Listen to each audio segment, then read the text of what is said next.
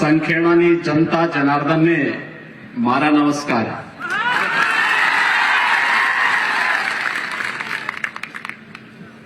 इस क्षेत्र की लोकप्रिय सांसद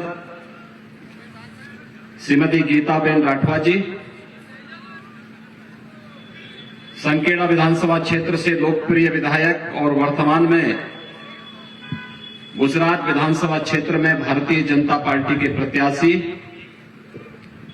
श्री अभय सिंह भाई तड़वी जी, श्री राम सिंह राठवा जी, उपेंद्र भाई राठवा जी, जिज्ञासाबेन सेठ जी, धर्मेंद्र सिंह परमार जी, श्रीमती मलकाबेन भाईविनाबेन पटेल जी, प्रोफेसर शंकर भाई बिछिया भाई राठवा जी, श्री राजू भाई शाह जी, श्री संजय भाई देसाई जी, राजू भाई राठवा जी, श्रीमती शारदाबेन राठवा जी, श्री रश्मिकांत भाई बासवा जी, जोशु भाई भीलू भाई राठवा जी, मेहुल कुमार हर्षद भाई पटेल जी, गणेश मिश्राजी जी, चेतन भाई मेवासी जी, श्रीमती कोमलबेन डोबेल जी, श्री शशिकांत भाई पटेल जी और छोटा उदयपुर विधानसभा क्षेत्र से जुड़े हुए सभी भारी संख्या में उपस्थित भारतीय जनता पार्टी के कार्यकर्ता भाइयों बहनों, मैं गुजरात की इस धरती को नमन करता हूं, जिस धरती ने कभी उत्तर प्रदेश की मथुरा से यहां पर पधारे भगवान श्री कृष्ण को अपना पावन धाम द्वारिका को बसाने का एक अवसर दिया था, जिस धरती पर राष्ट्रपिता महात्मा गांधी का जन्म हुआ और भारत की आजादी की लड़ाई उनके नेतृत्व में लड़ी गई, जिस धरती पर लौह पुरुष सरदार वल्लभ भाई पटेल पैदा हुए और भारत की 563 से अधिक रियासतों को एकजुट करके वर्तमान भारत के इस विराट गणराज्य को बनाने में जिनकी महती भूमिका थी, मैं इस धरती को नमन करता हूं, जिन्होंने नरेंद्र भाई मोदी जैसा यशस्वी प्रधानमंत्री भारत को दिया है, जिनके नेतृत्व में वैश्विक मंच पर भारत की प्रतिष्ठा बढ़ी है, भारत की सीमाएं सुरक्षित हुई हैं, बिना भेदभाव के भारत के प्रत्येक नागरिक को उसका अधिकार प्राप्त हो रहा है। हम अभिनंदन करते हैं देश के यशस्वी प्रधानमंत्री श्री नरेंद्र मोदी जी का, जिन्होंने आजादी के बाद पहली बार एक आदिवासी वनवासी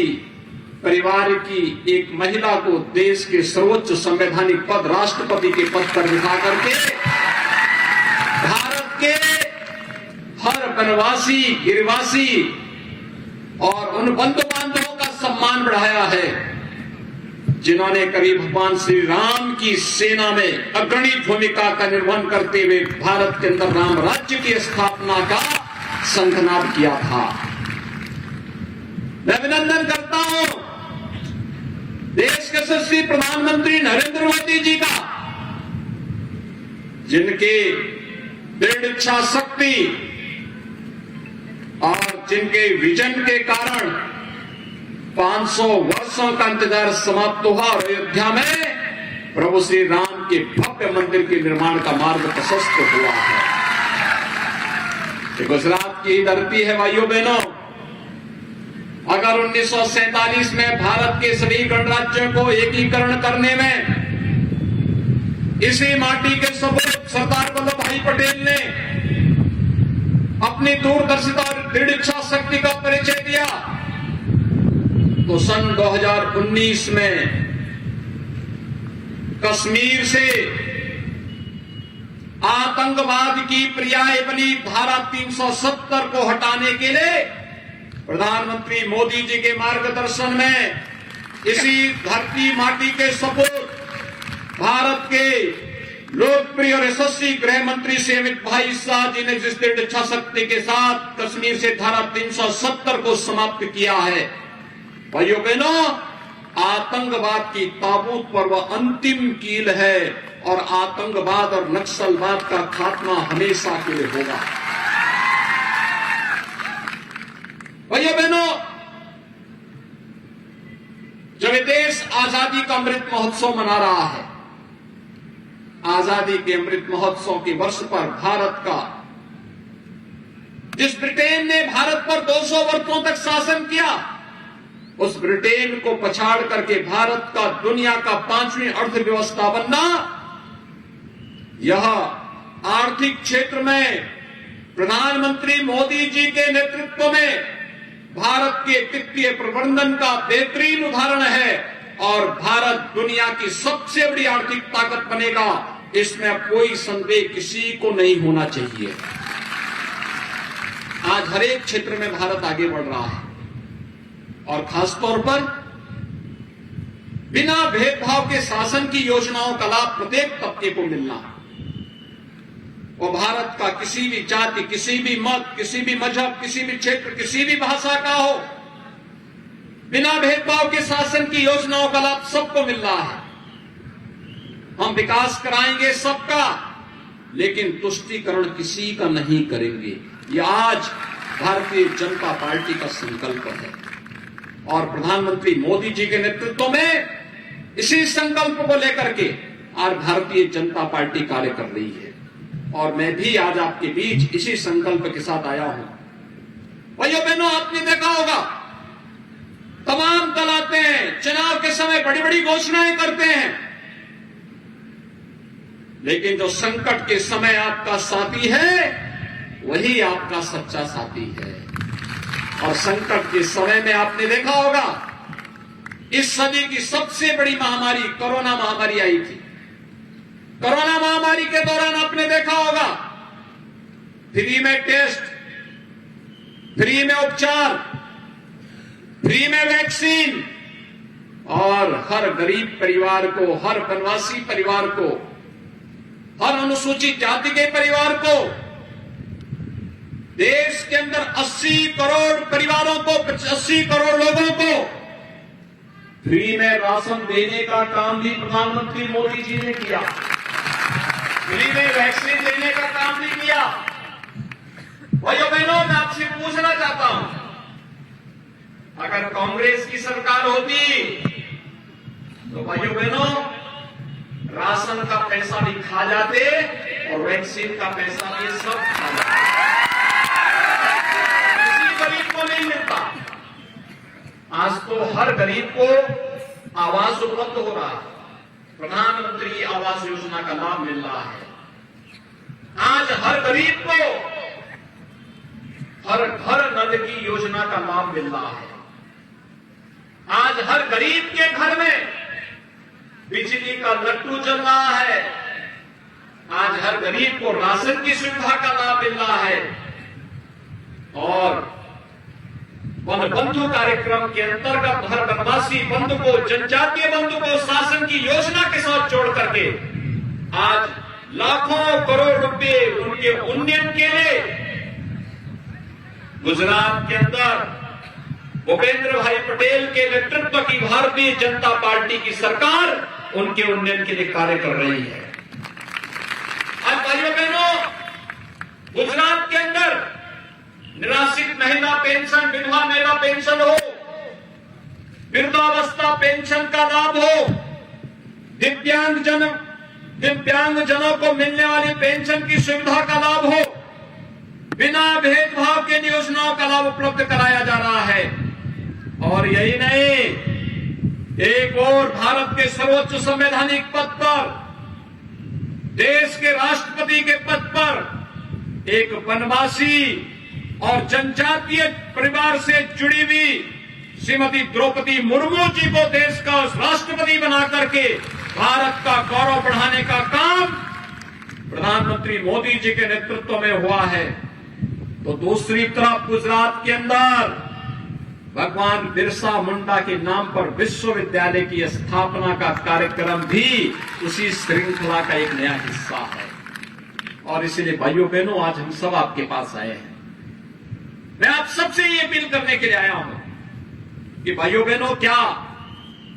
कांग्रेस कश्मीर से धारा 370 को हटा पाती?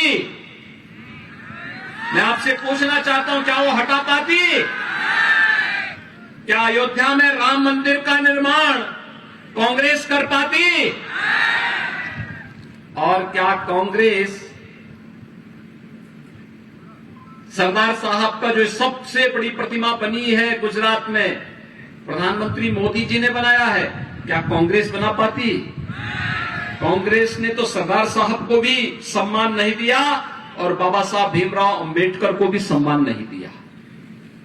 बाबा साहब भीमराव अंबेडकर से जुड़े हुए पंच तीर्थों का निर्माण भी प्रधानमंत्री मोदी जी के मार्गदर्शन और नेतृत्व में हुआ है। आज जनजातीय बंधुओं को छात्रावास की सुविधा हो, स्कॉलरशिप की सुविधा हो,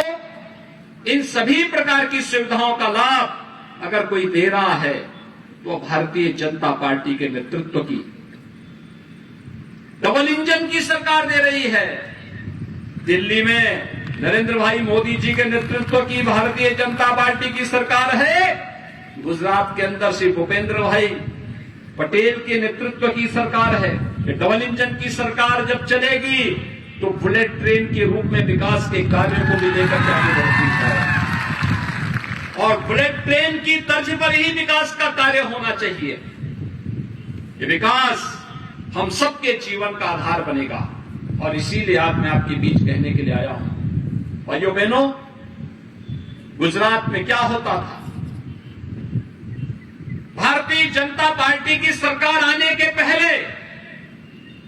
नरेंद्र भाई मोदी जी के प्रधानमंत्री बनने के पहले, मुख्यमंत्री बनने के पहले गुजरात में क्या होता था? दंगे होते थे, कर्फ्यू लगता था,